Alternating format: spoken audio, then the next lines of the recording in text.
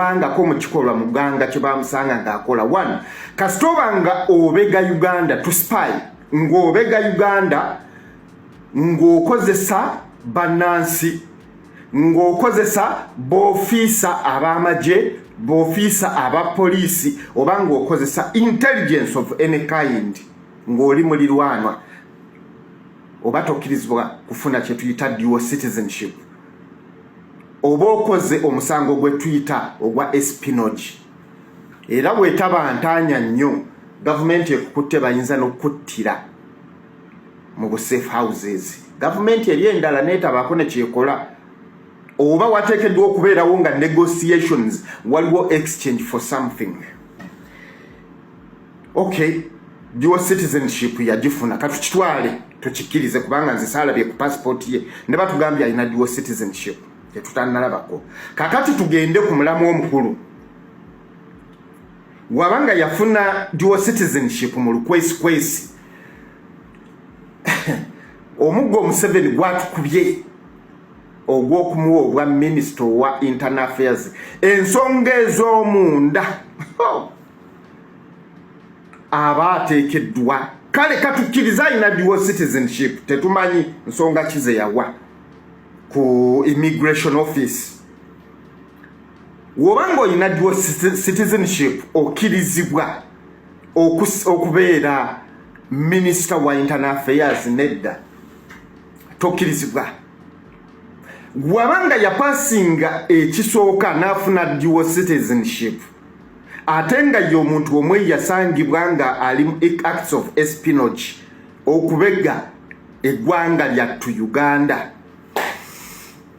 abatakkirizibwa kubeera Minister wa Internal Affairs. Takkirizibwa kubanga kati espionage tugujjewo alina kye tuyita dual citizenship, obutuuze bwa mirundi ebiri. Tujjewo omusango oguli evident ogwamukwasa. Tugende ku issue number 2 nti waba alina dual citizenship akkirizibwa okubanga yeesimbawo batwala ebifo eby'enkizo ebiri sensitive, ebifo eby'okwegendereza mu gavumenti, okuba president, okuba prime minister, okuba chief of defense CDF, okuba takkirizibwa. Kati emirundi esatu, amateeka ga mirundi esatu Museveni gamukkiriza amenye aga bypassing without an explanation. Nti n'okubanga abeera appointed yandibadde nga Museveni asooka kuweereza kiwandiiko mu parliament. Parliament newe ndowooza era essaawa eno tulinze mmwe ba MP baffe abakambwe batugambye bakambwe nnyo. Tuvudde ku nepotism. Anyways, tutunuleko mu mateeka gagamba ki? Tutunuleko mu mateeka briefly gagamba ki? Kakati nga munnansi ebintu ebimu mweyigiriza bikebera wano tutunuulira mu tteeka erifuga abagwira oba obutuuze lye tuyise citizenship, Uganda Citizenship and Immigration Control Act chapter 66 chapter kikyandibadde nga ebbago waliwo eryasooka chapter 1 ne babeeramu bye bawandiika ebyatandika chapter 2 ebityo paka nga bajja bakyusakyusaamu. Kati eno chapter 66 tugendera ya 29 as amended nga we baali bagikyusizza. Kati wano wenjagala oteeka amaaso Uganda Citizenship and Immigration Control Act egamba ki?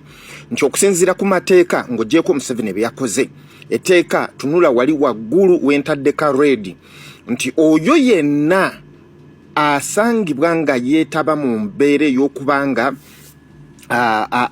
spying oba abega ku Uganda ebyo nabo ikunnyonnyodde takkirizibwa kufuuka mutuuze oba kufuna dual citizenship.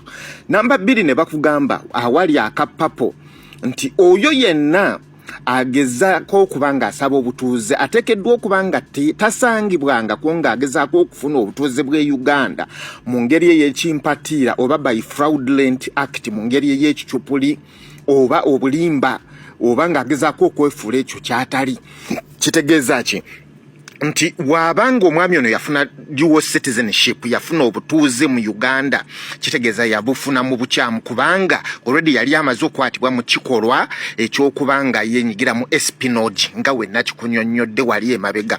Bino byonna mbikuzingirako nga mmaliriza kikyengeza kukulaga officially Omunyarwanda atutte eggwanga lyo lwaki nti omuntu okubanga gwe bakwatanga mbega abega ku Uganda ne bamukwata ab'amateeka omuntu ateeka okubanga amenya amateeka n'ayingira office ng'ayina dual citizenship ekitakkirizibwa kitegeeza nti Museveni officially eggwanga aliwadde Abanyarwanda officially eyo internal affairs nsonga za munda kitegeeza Rwanda efuna ebikwata ku Uganda kati nga tewali agikuba ku mukono officially kitongozeddwa nga CDF ya Muhoozi Kainerugaba era omunayo Omunyarwanda kitegeeza nti Uganda temukyagiinako kyemuyinza gikolera.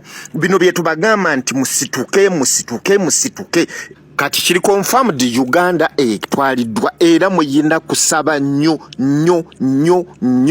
Kyagulanyi abeeko ekyenjawulo kyakola ekitali ekyo temukyayina kyemusobola kuzza eggwanga litwaliddwa officially president Munyarwanda atali legitimized CDF Munyarwanda ba polling agents polling assistants Banyarwanda kati ate mwagala ki ne minister wa internal affairs Kahindo Tafire bakyabisobola bali wadde omusajja muganga nga bamuwadde erinnya ate nga tateekeddwa kubanga afuga bana Uganda kale no byebyo sana yuli state ey'okubanga oli muntu okaddiye naye n'otandika okweyisanga omwana omuto bye mwalaba Kiiru ne weefukira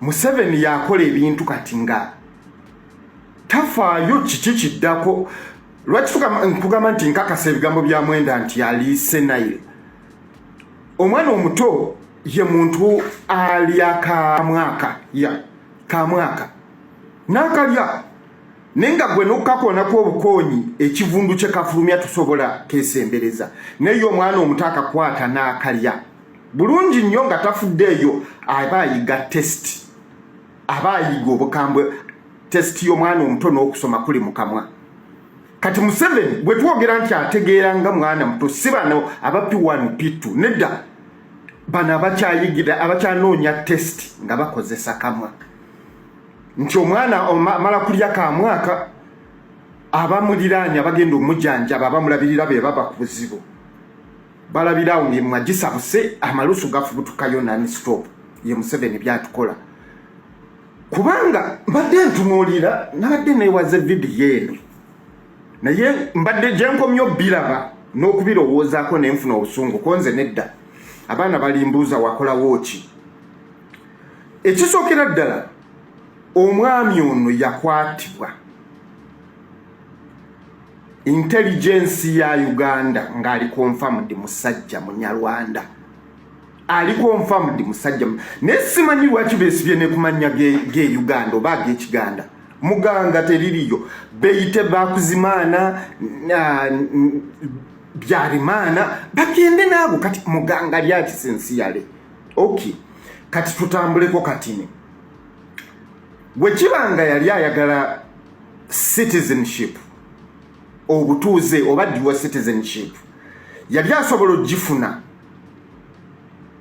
singa yali takola bino wammanga naye yafuna dual kubanga mukwano gwange mugambi oyo takwalifyinga kubeera minister wa internal affairs ekifo kiri sensitive nsonga zamuda nanga nti aŋambye yafuna ayina dual citizenship konze does he really qualify kubanga okwalifyinga ku dual citizenship oteekeddwa okubanga togwangako mu kikolwa muganga kye bamusanga ng'akola one kasitobanga obega Uganda to spy ng'obega Uganda ng'okozesa bannansi ng'okozesa b'ofiisa ab'amagye b'ofiisa aba poliisi oba ng'okozesa intelligence of any kind ng'oli mulirwanwa oba tokkirizibwa kufuna kye tuyita dual citizenship oba okoze omusango gwe tuyita ogwa espionage era bwetaba ntaanya nnyo government ekukutte bayinza n'okuttira mu safe houses. Government eri endala neetabaako ne kyekola oba wateekeddwa okubeerawo nga negotiations waliwo exchange for something. Okay, dual citizenship yagifuna katukitwale tukikirize kubanga nze saalabye ku passport ye ne batugambye alina dual citizenship tetutannalabako. Kakati tugende ku mulamu omukulu. Wabanga yafuna dual citizenship mu lukwesikwesi omuggo Museveni gwatukubye ogw'okumuwa obwa Minister wa Internal Affairs ensonga ez'omunda aba ateekeddwa kale katukkiriza alina dual citizenship tetumanyi nsonga kize yawa ku immigration office. Wobanga olina dual citizenship okkirizibwa okubeera Minister wa Internal Affairs nedda tokkirizibwa. Wabanga yapasinga ekisooka n'afuna dual citizenship ate nga ye omuntu omwe yasangibwa nga ali mu acts of espionage okubega eggwanga lyattu Uganda aba takkirizibwa kubeera Minister wa Internal Affairs.